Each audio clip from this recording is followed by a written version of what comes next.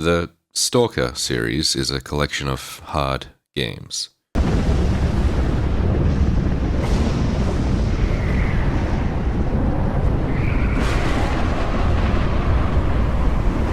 You spend even the simplest walks between objectives harassed by mutant cats, exploded by invisible zones of death, or shot at by the world's most sober Slav.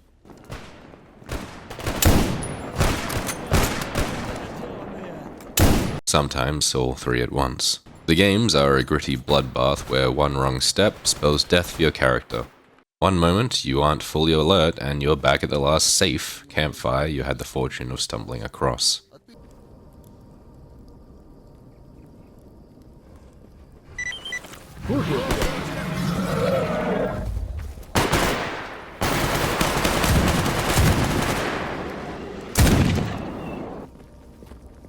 These are hard, dark games.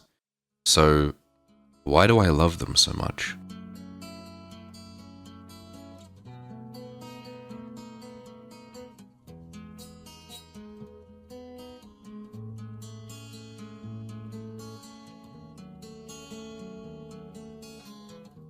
This isn't the usual kind of video I do on my channels, but the feeling I get from these kinds of games was something I wanted to explore with you all. This feeling of euphoric melancholy isolation.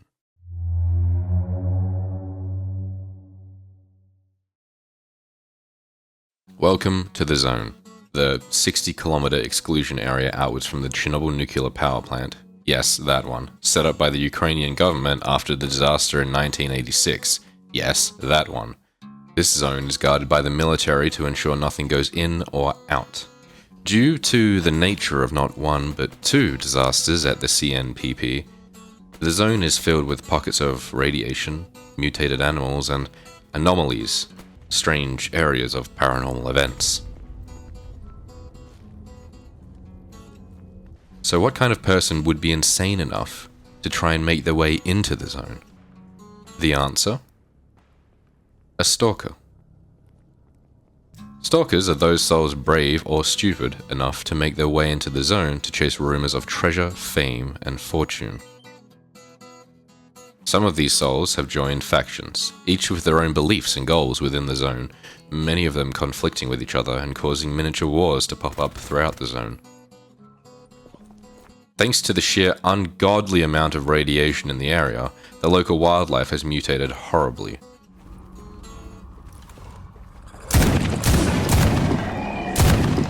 Packs of dogs will run down any unprepared stalker in a matter of seconds. The local cat population has decided, why wait until the humans are dead to eat them? And the snorks.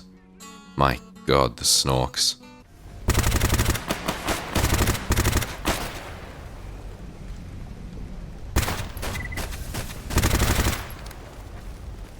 The zone is an area where everything is stripped to its base components. No one really thrives in the zone, it's more about just trying to survive. And if you're doing that, you're doing pretty well.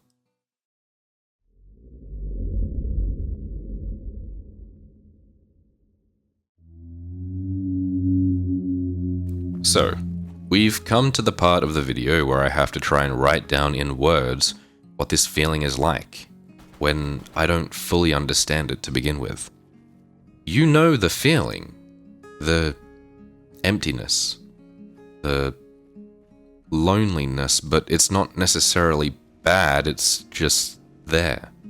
I've had it described to me by other players of S.T.A.L.K.E.R and similar games as this melancholic solitude, this euphoric emptiness. Science fiction writer Brian Aldiss has described the feeling as a cozy catastrophe. More on him later. I think all of these descriptions are correct. They all play a part in helping us define this strange feeling we get while existing in these worlds. The part that confuses me, though, is why are we using words like cozy and euphoric when we're talking about literal hellscapes? Why are we denoting these positive descriptors to a feeling we get when most societal pleasures are stripped away from us? To a feeling we get when we might not even know when our next meal will be?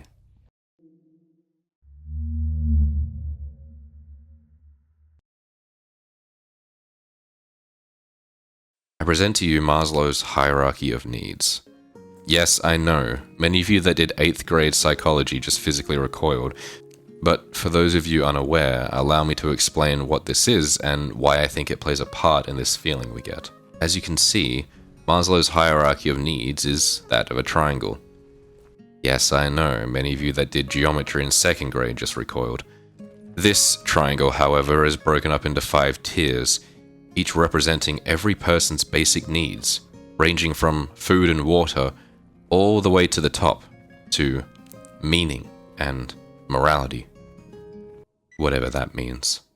The base idea is that you can't move up the pyramid until you've got a good handle on whatever tier you're currently on, and eventually you reach the self-actualization section, which, according to Maslow, is the best version of yourself. Once basic survival is met, you can work on emotional bonds and further enlightenment. Okay, Lupus, amazing, but what does this psychological pyramid scheme have to do with funny gas mask man? I'm getting to it. Perhaps the reason we enjoy these games so much is because it strips away those upper levels for us. In S.T.A.L.K.E.R, the base thing you set out to achieve every day is that of the lowest tier, survival. Food and water, and in this case, ammo or medical supplies. We very rarely, if at all, experience the higher tiers of this hierarchy while we explore the zone and complete missions. We exist primarily in the first 2 tiers, physiological needs and safety needs. This is where we exist, just surviving. But occasionally, and very rarely,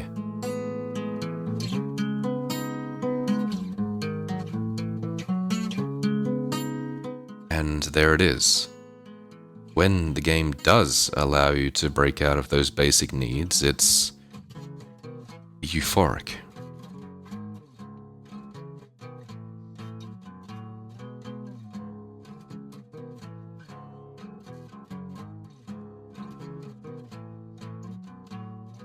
While researching for this video, we found that this topic is actually one that's been looked into before, specifically fantasizing over the end times and finding comfort in it. For example, child psychologist Stephen Skolsman, I probably said that wrong, says that he sees a lot of people romanticizing the end times. They say it would be simpler. He also believes that the panic and instability of current times also have a tendency to feed into this apocalyptic fantasy. I don't know if you've seen the news or opened a window recently, but we're about as unstable as we can get right now, and this probably feeds into our fantasy of surviving after this big disaster. When things are simple, we have more control.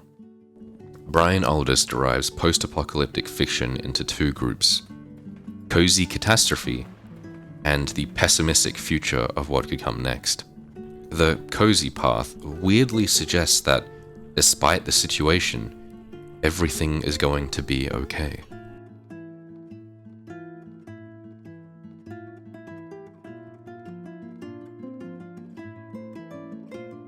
So, what's the answer? I've dragged you through this drawn-out video exploring psychology and the post-apocalyptic fantasy. What is the answer? I'm not sure. I'm still not entirely sure. Everything I highlighted earlier, I do believe. It makes sense. Giving ourselves the chance to strip away everything but our more basic needs is liberating. Using S.T.A.L.K.E.R and similar games does allow us to ignore the outside world that's burning around us for a couple of hours. This is true. I can't help but shake the feeling that there's more to it than that. Can we really boil this strange feeling down to it simply being a type of escapism? Or maybe I'm thinking too hard about it. Maybe it doesn't need to be so complex. Maybe that's the point. Maybe I should just be happy surviving in the first 2 tiers. Either way, I don't think I'm ready to pin it down just yet. I don't think I'm ready to capture and tie up this feeling of freedom. At least, not just yet. Until next time, get out of here, S.T.A.L.K.E.R.